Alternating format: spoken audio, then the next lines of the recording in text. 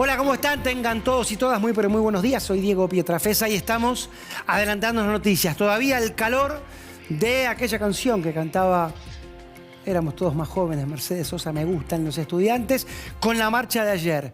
Que estés donde estés, pienses lo que pienses y mires como mires, tenés que saber que fue una señal fuerte. Cada uno, claro, hará su lectura y cada uno hará la interpretación de lo que ocurrió en la víspera, que puede pasar de todo menos desapercibido. Vamos a charlar con un gran analista político de gala, como nos gusta decir. Primero, nuestros anunciantes y después comienza el programa. En Vicente López la seguridad siempre fue una prioridad. Tenemos más de 2.000 cámaras funcionando y sumamos más patrullas en las calles. Porque cuando de seguridad se trata, no tenemos excusas. Trabajamos para mejorar ayer, hoy y siempre. Vivamos Vicente López.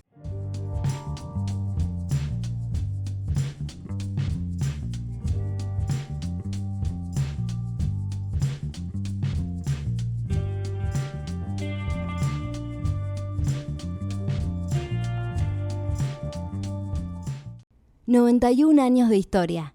Conoce el Palacio Legislativo. Agenda tu visita guiada en legislatura.gov.ar. Legislatura porteña. Nos une a la ciudad.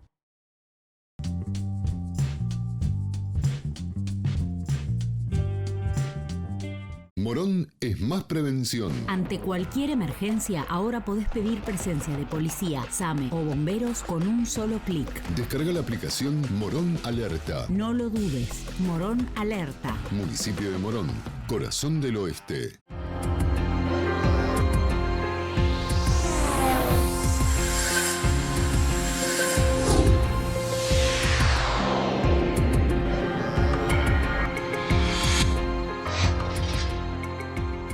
Dijimos vestirnos de gala, hablamos de nuestro invitado de hoy, el señor Rosendo Fraga. Hola Rosendo, ¿cómo estás? Gracias por compartir tu tiempo esta mañana.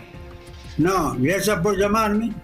Un esfuerzo grande, sobre todo el técnico también. Querido Walter, de El Cronista a la mesa adelantando las noticias. Gracias como siempre. Gracias a vos, Diego. Un día particular, ¿no?, el que estamos viviendo en función de lo que ha sido la repercusión por la marcha universitaria y lo que tiene que ver con un reclamo social ascendente, ¿no?, el que tiene que ver con la educación por un lado, con la salud por el otro. No lo hemos visto hace algunos días con el tema de la disputa por la medicina prepaga, y una situación económica que por otro lado muestra números de recorte de gasto que llevan al superávit fiscal que está esperando el gobierno. El punto es cómo congeniar eso con las necesidades sociales, ¿no? Dos gestos políticos, el de la cadena nacional del presidente y el de la marcha de los estudiantes de la víspera. Vamos por orden cronológico, de lo más reciente a lo más viejo. Estimado Rosendo, la educación pública en la Argentina siempre ha sido un faro donde mirarse y también un faro de manifestación política a lo largo de la historia. Sí, yo creo que se llama... Empieza en 1885 con la sanción de la ley 1420, de la enseñanza gratuita, obligatoria, ¿no es cierto?, y laica, del segundo gobierno de Roca. Esto le dio a la conformación de la sociedad, ¿no es cierto?, una característica particular, que se reforzó a comienzos del siglo XX o en la segunda década del siglo XX con la reforma universitaria, ¿no es cierto? 1420, reforma universitaria, le dieron a la educación pública y en particular a la clase media identificada con la misma una vigencia singular, ¿no es cierto? Yo creo que esta protesta con el epicentro de los sectores medios, la más grande que ha enfrentado Milei en la calle, ¿no es cierto?, fue superior a la de sindicatos y movimientos sociales realizada a fines de enero. Sí, y esto, Rosendo, debe tener un mensaje, Walter. Sí, y te pregunto a vos, Rosendo, también, porque lo mencionaba en el inicio del programa, ¿no? Hechos que terminan tocando la sensibilidad social, ¿no? El tema de la educación, el tema de la salud. ¿Cómo estás observando al gobierno frente a esta reacción social ante temas delicados como los que mencionamos? Bueno, yo diría, son temas sociales críticos, pero además de todo esto, aparte del ajuste, está la economía que está cayendo. Y que afecta esto a la actividad privada, además. Y esto caía el salario, caía la jubilación, etcétera, ¿no es cierto? Bueno, hay dos cuestiones, tiempo y humor. El tiempo, bueno, el tiempo política no se puede calcular exactamente. El conflicto social, para mí, funciona con la teoría del resorte, acumula y en algún momento salta. Puede ser la marcha de ayer en defensa de la educación pública, ese desencadenante que haga saltar el reclamo social. Bueno, lo veremos, ¿no es cierto? Lo observaremos. Ahora, mi impresión es que Milei redobla la apuesta. La personalidad es lo más difícil de cambiar en los líderes políticos. La ideología cambia, de acuerdo a conveniencias, intereses, circunstancias. Y yo creo que frente a esta protesta de magnitud, Milei no va a aflojar. Milei va a redoblar la apuesta. Rosendo, y hablando de esto, me parece interesante el análisis, ¿no? Que uno, digamos, puede ir, como cuando le preguntaban a Perón, ¿no? Si era de izquierda o de derecha, decía según los hechos, eso tiene cierta maleabilidad. Ahora, la personalidad, como cada uno es al momento de tomar una decisión, me parece que está en el ADN de cada uno. Mirando el horizonte, todavía faltan dos manifestaciones políticas que se presume serán de magnitud, como es la marcha del 1 de mayo y el paro de la CGT, también en la segunda semana de mayo. ¿Vos creés que eso, junto con la marcha de ayer, será un trío impactante para lo de Milei o que va a perder peso respecto al peso que tuvo justamente con los estudiantes? A ver, yo no sé, vamos a ver qué pasa. Me parece que la marcha del 1 de mayo no creo que sea muy importante y el paro lo veremos, ¿no es cierto? El paro lo veremos. El punto es que me parece que la marcha de ayer tuvo una cosa nueva, el protagonismo de la clase media en las calles. Nueva, digo, respecto a los últimos años. Sí.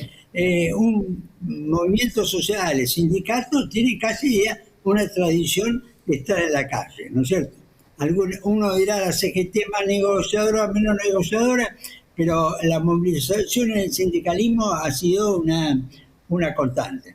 El punto es, ¿no es cierto?, que lo que el gobierno debería observar son los efectos de una convergencia de la protesta entre los sectores populares y los sectores medios, y los sectores vulnerables incluso.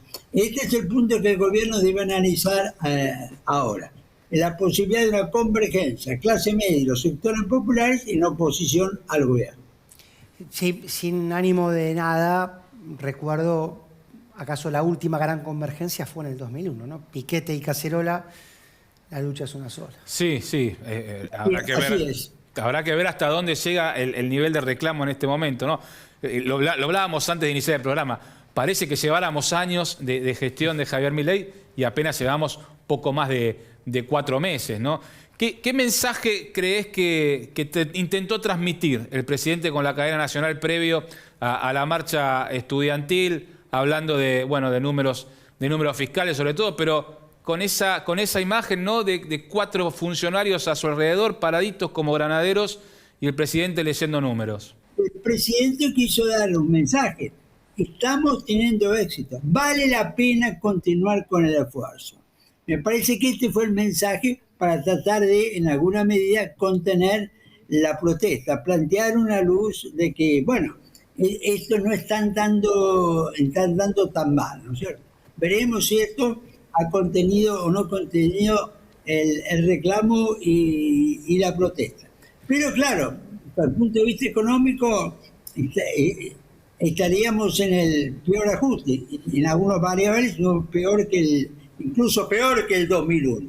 Entonces vamos a ver, la marcha de ayer va a ser un antes y un después en la relación de Milei con los sectores sociales. Bueno, no lo sabemos. Sí sabemos que puede serlo. Rosendo, y se especula mucho también en esto que Walter bien comentaba y que hablábamos también fuera de cámara, y creo que es algo que se habla en todos los ámbitos, es, y la oposición, ¿no? Porque da la sensación, esto que vos bien señalabas de la personalidad del presidente, da la sensación de que esa personalidad arrolladora, que ya la venía manifestando antes de ser electo, ciertamente en esos estudios de televisión, no tiene nadie enfrente. Ahora, los que debieran estar enfrente, no quieren, no pueden, simplemente esperan. A ver, yo creo que el día de ayer a la oposición política la vimos detrás de la protesta por el sistema educativo, no encabezando la protesta, detrás, siguiéndola, ¿no es cierto? No conduciéndola. Y ese es un dato importante, pero nos muestra que la dirigencia política opositora ha perdido claramente la iniciativa. Ahora, eso es así, pero también hay una realidad. Milei en más de 4 meses no obtuvo ni media sanción de una ley en alguna de las 2 cámaras. Entonces, cuidado, es decir, la oposición no tiene la iniciativa, la ha perdido, pero el sistema institucional no está funcionando. Es decir, y entonces, ¿qué es lo que pasa? La oposición podrá perder imagen, pero el presidente, más tarde o más temprano, necesita que la institucionalidad funcione. Y acá hay una necesidad mutua en alguna medida, en algún momento, llegar a un punto de convergencia. Y más temprano que tarde sería deseable, ¿no? Bueno, se espera en los próximos días que finalmente empiece a tratarse el nuevo proyecto de ley bases en comisiones en el Congreso, después de lo que ha sido la larga instancia de negociación con gobernadores, con dirigentes de la oposición. ¿Crees que este escenario de convulsión social, de recrudecimiento de la protesta, puede llegar a complicar ese plan de, finalmente tener una primera aprobación de los proyectos en el Congreso del Gobierno? Yo creo que lo complica. Es decir, vamos a ver cómo queda, pero me parece que está quedando la imagen de un gobierno más débil que la que tenía anteayer, después de la marcha, ¿no es cierto? Sí. Bueno, y eso no es incentivo para los políticos para el acuerdo, más bien es desincentivo para los políticos opositores. Creo que la negociación que no estaba resuelta al momento de la marcha, va a ser madura, que guarda con el tiempo, ¿no es cierto? El tiempo que decíamos, le falta un mes y hace falta aprobar las 2 leyes, o depende, 2 normas, ¿no es cierto?, en las 2 cámaras, para llegar al 25 de mayo con intenciones de firmar el pacto, que es ante todo un símbolo político. Usted decía, Rosendo, de esta necesidad imperiosa que tiene el gobierno de tender puentes, porque el propio sistema republicano así se lo está imponiendo. Sin embargo, en las últimas horas, Elisa Carrió, es cierto, a lo Carrió, la sabemos ya a su estilo, aseguró que las intenciones del presidente son deshacerse del Congreso. ¿Usted cree que un escenario así es posible? Posible es todo. Hay que ver cuán probable sea. A ver, yo no creo que sea la intención del gobierno. No creo que sea la intención del gobierno. Pero el bloqueo institucional tampoco puede prolongarse sin fecha hacia adelante, ¿no es cierto? A mí lo que me sorprende, en todo caso políticamente, es que tras 4 meses de bloqueo institucional en el Congreso no haya ningún esfuerzo del gobierno por articular una coalición política. Al contrario, están teniendo salida o pérdida de legisladores, no suma de legisladores. Y si el gobierno no es capaz de articular una coalición política que pueda ser mayoritaria, ¿no es cierto? Bueno, va a ser muy difícil este tema, ¿no es cierto? Bueno, y entonces yo no creo que sea la intención del gobierno deshacerse del Congreso. Sí veo que no hay esfuerzos para armar una coalición. Y sin eso es muy difícil que el Congreso funcione. Uh-huh. ¿Y cómo ves al Poder Judicial, Rosendo, en medio de todo este debate? Porque, bueno, hubo presentaciones, alguna decisión se ha tomado respecto de la cautelar que pedía el gobernador de La Rioja contra el DNU, pero ¿cómo ves a la Corte actuando en esta pulseada del gobierno con la oposición? Mira, yo creo que, a ver, voy a simplificar. Es decir, el Ejecutivo puede enfrentarse con el Congreso si tiene la Corte alineada. El Ejecutivo puede enfrentarse con la Corte si tiene el Congreso alineado. Lo que no puede el Ejecutivo es enfrentarse con los dos a la vez. Bueno, y acá yo estoy viendo en los últimos días más esfuerzo del Ejecutivo en tener una Corte alineada, de Malijo, que en generar coaliciones para manejar el Congreso, ¿no es cierto?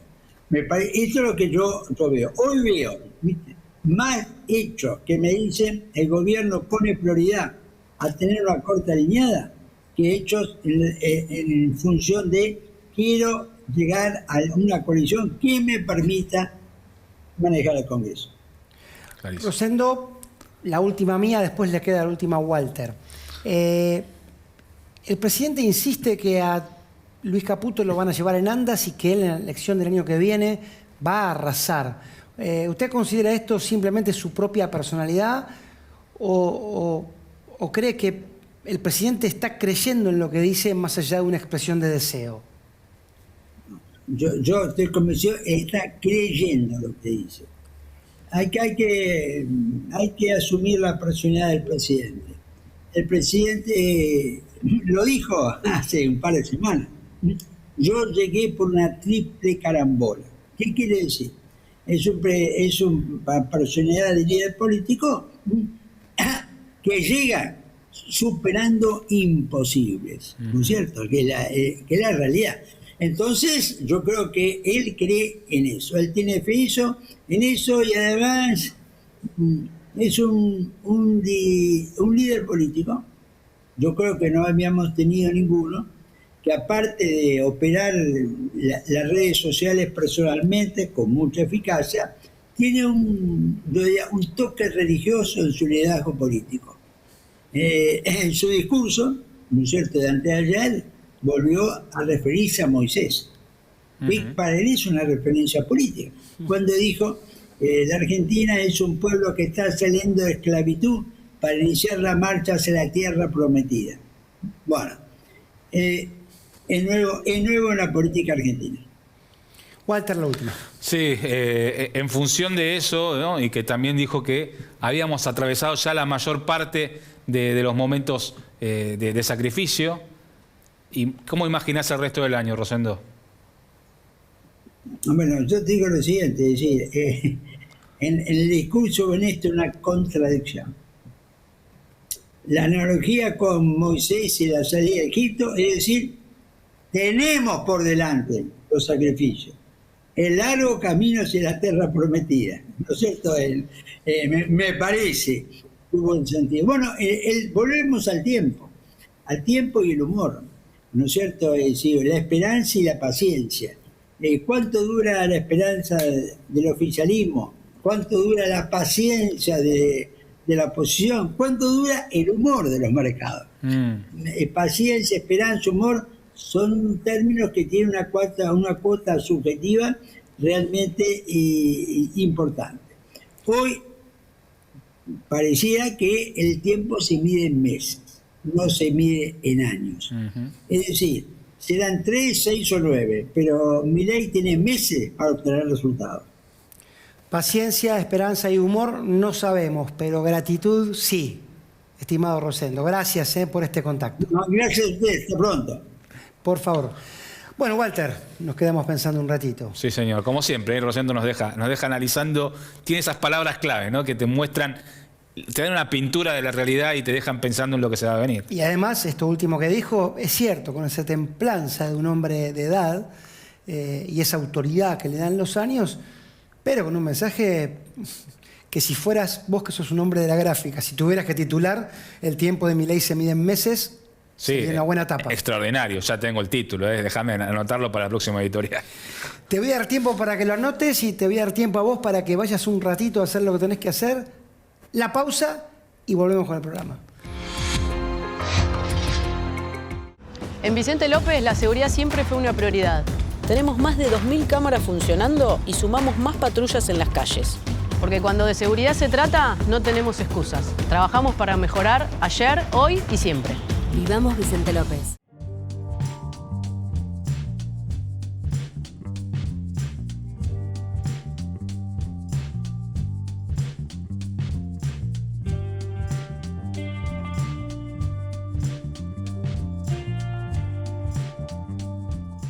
Vacía y cepilla los recipientes que acumulen agua. Tira agua hirviendo en desagües y rejillas y coloca mosquiteros. Juntos podemos prevenir el dengue. Más información en buenosaires.gov.ar/dengue. Buenos Aires Ciudad.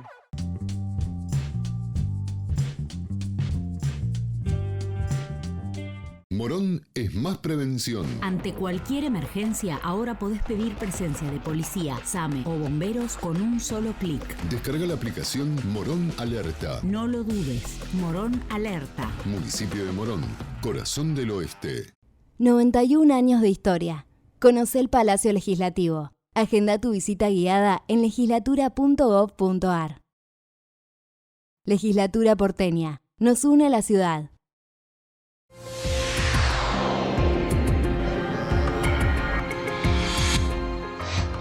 Bueno, descansamos un poco, tomamos aire y tendremos que saber si es la economía la que toma aire, porque ni siquiera, estimado Walter, los números que dio Javier Milei, entre paréntesis, parece que hubo una similitud bastante rara con un discurso de Martínez de Oz en la época de la dictadura, ni siquiera los números de Milei parecen tan ajustados en realidad. Pese a que sí, vos lo sabés mejor que yo, la macro da algún signo de alivio. Sí, a ver, ¿cuál es el signo más evidente que puede observar la sociedad? Que los precios no están subiendo al ritmo recontraacelerado que teníamos en el comienzo de la gestión, ¿no? El 25% de inflación en diciembre, que en el bolsillo cada uno lo sintió más o menos, sobre todo aquellos que menos tienen, porque lo que más aumentaba eran los alimentos. Bueno, claro, estamos en una etapa en la cual eso no está pasando tanto, no están aumentando tan rápido los alimentos, como sí otros incrementos que tenemos a nivel social que tienen que ver, lo decíamos, ¿no?, con las cuotas de medicina prepaga, con las tarifas. Se viene el aumento cada vez más intenso en los próximos meses. En la medida que empieza a bajar la temperatura, se calientan mucho más las boletas, ¿no? Y la del gas, la electricidad. Bueno, ya sabemos del aumento en la tarifa del agua, ¿no? Cosas esenciales. Y los aumentos en el transporte, inclusive acá en la ciudad de Buenos Aires con el subte, números que se van muy por arriba, que aumentan mucho el gasto general y hundido que tiene cada uno de los argentinos para poder desarrollar su tarea, con salarios que todavía están peleando en paritarias, ver cómo se reacomodan a esta situación. La inflación va en baja, todavía los salarios no recuperaron lo que se necesita para poder afrontar estos gastos. Ahora, los números fiscales sí, claramente le muestran que lo que se hizo, en función de lo que se hizo, se concretó. ¿Qué quería el gobierno? Pasar de déficit fiscal a superávit lo más rápido posible. ¿Lo consiguió? Lo consiguió. En los últimos 3 meses, superávit financiero, ni siquiera superávit primario, es decir, superávit inclusive pagando deudas. Por delante entran los dólares de la cosecha, que ya empezaron a verse en el mercado de la cosecha gruesa, con lo cual tenemos 2 o 3 meses también de tranquilidad en el mercado cambiario. El punto es que viene después, ¿no? Porque hay obligaciones que cumplir. Argentina está ahora tratando de renegociar, el swap con China, deudas que se tienen que pagar también con el Fondo Monetario, y una intención que tuvo el ministro de Economía, Luis Caputo, en el viaje al Fondo Monetario en Washington, de tratar de traerse de vuelta fondos para poder salir del cepo. Algo que no consiguió. No consiguió y que requieren, según las palabras del propio presidente Javier Milei, 15.000 millones de dólares. Ahora bien, si no se sale del cepo, esa recuperación de la economía que el propio fondo está proyectando para el año que viene, que el gobierno la espera que empiece a darse a fin de año, va a costar mucho que llegue, ¿no? Porque las inversiones están esperando ese momento de saber qué es lo que les viene por delante. Con cepo cambiario va a ser difícil que eso se mantenga. Walter, vos sabés que hay una manera de explicar la economía, para mí incompleta, pero sí bastante gráfica, que es, bueno, en las casas no hay que gastar más de lo que entra porque bla, bla, bla. Es un análisis incompleto, pero por lo menos sencillo. Y a propósito de esto, no son pocos los que dicen también, querida, este mes nos sobró plata. Ah, qué suerte. Sí, bueno, no pagué el auto, no pagué los impuestos, no comimos. Digamos, hay algo de eso también, porque el recorte de las jubilaciones tiene aquí un gran papel. Sí, lo que hay es licuadora, ¿no? Lo que el presidente dijo, esto fue más motosierra que licuadora. Bueno, fue motosierra en una parte, en lo que tiene que ver con recortes de presupuestos que estamos viendo, ¿no? Congelar presupuestos a nivel real, hay una motosierra ahí porque se terminan recortando, no solamente con la educación, muchas partidas, inclusive las transferencias a las provincias, entre lo principal, pero la licuación se da sobre todo en la jubilación. 35% del recorte del gasto se entiende por el menor gasto en jubilaciones y en pensiones. Esto es, jubilaciones y pensiones que siguieron actualizándose con la fórmula que está vigente, pero que no tuvieron del lado del gobierno, como hubo en la gestión anterior, bueno, algunos bonos para compensar. Eso también se cortó. La fórmula ya era mala porque contra la inflación los jubilados venían perdiendo y en vez de mejorar la fórmula, lo que se daba eran bonos. Bueno, en este caso la fórmula sigue estando vigente y ni siquiera están los bonos. Ahora hay una nueva fórmula decidida por el gobierno que tiene que ver con una actualización de inflación, ¿no? Inflación del 11% en marzo, el próximo cobro de jubilación va a ser 11% mayor. Ahora bien, ¿qué pasó con todo lo que se perdió antes? Hubo un bono que no fue suficiente para compensar por lo menos los últimos 4 o 5 meses de caída de poder adquisitivo que tuvieron las jubilaciones. Gracias, Walter. Un placer. Tendremos que seguir estudiando cómo va la realidad argentina en un panorama que sigue estando más complejo de lo que nosotros quisiéramos, ¿no?